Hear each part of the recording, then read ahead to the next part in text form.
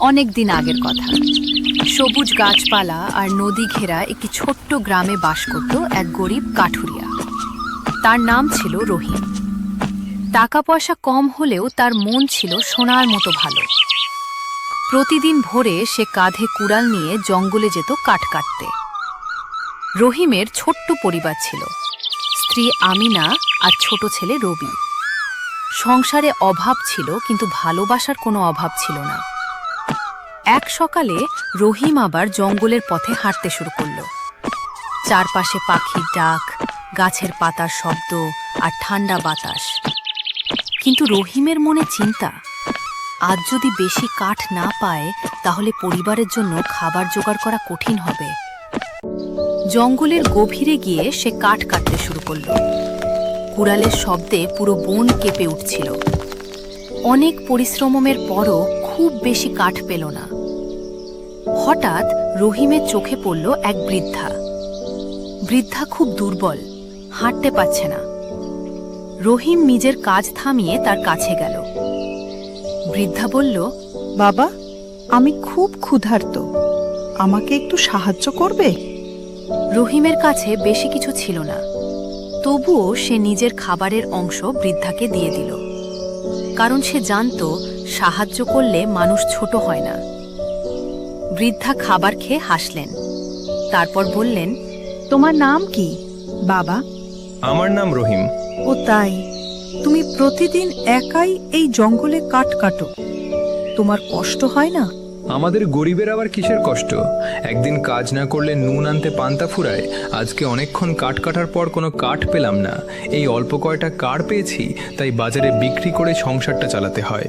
তাহলে আমাদের গরিবদের আবার কিসের কষ্ট? তুমি খুব ভালো মানুষ, তোমার সততার পুরস্কার তুমি পাবে। হঠাৎ বৃদ্ধা এক জাদুকরী রূপ নিলেন।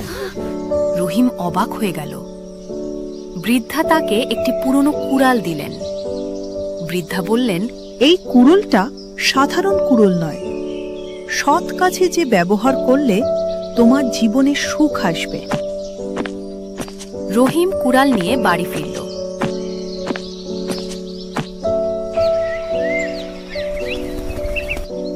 পরদিন সে আবার জঙ্গলে গেল।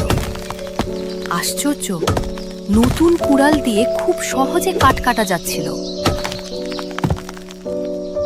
কিছুদিনের মধ্যেই রহিম অনেক কাঠ বিক্রি করে টাকা জমাতে শুরু করল। তার পরিবারের সুখ ফিরে এলো। গ্রামের ধনী জমিদার করিম চৌধুরী এই খবর শুনে অবাক হল। সে ভাবল, কিভাবে এক গরিব কাঠুরিয়া এত সফল হল। জমিদার রহিমকে ডেকে জিজ্ঞেস করল, কি হলো রহিম?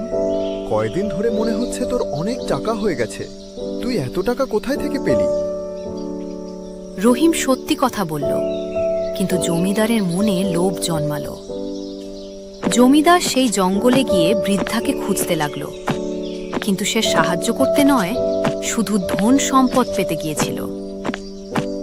যখন বৃদ্ধা তার সামনে এলেন, জমিদার তাকে অসম্মান করল। তখন বৃদ্ধা রেগে গিয়ে বললেন, লোভ মানুষকে ধ্বংস করে। এরপর জমিদারের দ্বারের ভাগ্যে দুর্ভাগ্য নেমে এলো। তার ব্যবসা নষ্ট হয়ে গেল। রহিম কখনো নিজের সততা হারায়নি। সে গ্রামের মানুষের সাহায্য করত, সবাই তাকে ভালোবাসত। ধীরে ধীরে রহিম গ্রামের সবচেয়ে সম্মানিত মানুষ হয়ে উঠল। তার ছেলে রবি পড়াশোনা শিখে বড় মানুষ হল। এই গল্প আমাদের শেখায়, সততা, পরিশ্রম আর ভালো মন থাকলে জীবনে সফল হওয়া যায়। যে মানুষ অন্যকে সাহায্য করে তার জীবনে একদিন না একদিন সুখ ফিরে আসে। তাই সব সময় ভালো কাজ করো, সত্য কথা বলো আর কখনো লোভ করো না।